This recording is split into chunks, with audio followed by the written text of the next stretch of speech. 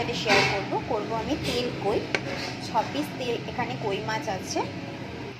কড়াই বসিয়ে দিয়েছি, এবার আমি এর মধ্যে তেল অ্যাড করে দেবো। তেলটা গরম হবে, তারপরে মাছগুলো আমি ভেজে নেব।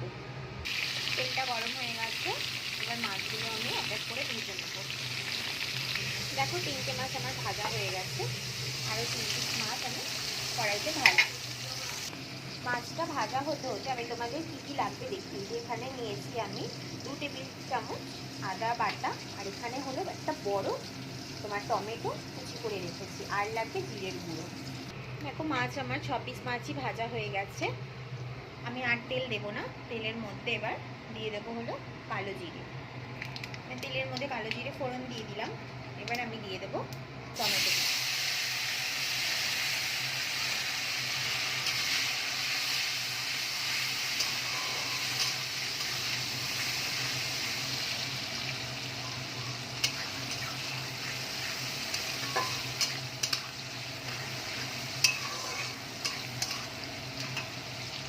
আমি আদা বাটাটা অ্যাড করে দেবো এর মধ্যে। আদা বাটার সাথে জিরের গুঁড়ো আমি অ্যাড করে দিলাম, ভালো করে কষিয়ে নেব।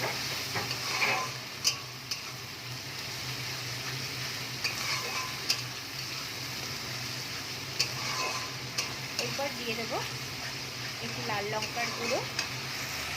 আমি এর মধ্যে দিয়েছি লাল লঙ্কার গুঁড়ো, হলুদ আর একটু সামান্য নুন দিয়ে ভালো করে মশলাটাকে কষাবো।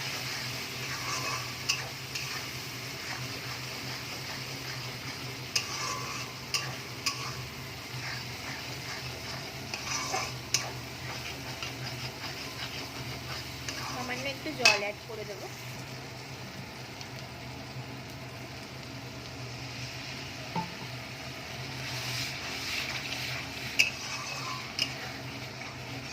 মশলাটা একটু ভালো করে কষিয়ে নেব।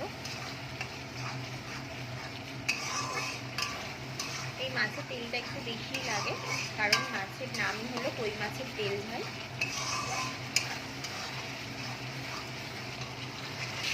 মশলাটা দেখো ভালো করে কষানো হয়ে গিয়েছে। এবার আমি মাছগুলোকে একবার এই মশলার মধ্যে এপিট ওপিট করে নেব। দেখো মাছগুলোকে মশলার সাথে ভালো করে মিশিয়ে নিয়েছি। এবার আমি সামান্য একটু জল দিয়ে ঢাকা দিয়ে রেখে দেবো। দেখো যতটুকু আমার প্রয়োজন সেটুকু আমি জল দিয়েছি, নুন ঝাল সব ঠিক আছে। এবার আমি একটুখানি ঢেকে মাছটাকে হতে দেবো। দেখো মাছটা আমার রেডি হয়ে গেছে। আমি দুটো চেরা কাঁচা লঙ্কাও দিয়ে দিয়েছিলাম। এবার আমি মাছটা নামিয়ে নেব। দেখো কই মাছের লুকটা ঠিক এরকম এসেছে। তো যদি তোমাদের ভিডিওটা ভালো লেগে থাকে তো please like comment share and subscribe করতে ভুলো না। আর এই ডিশটা নিয়ে অবশ্যই বাড়িতে একবার ট্রাই করো, খুব ভালো লাগবে।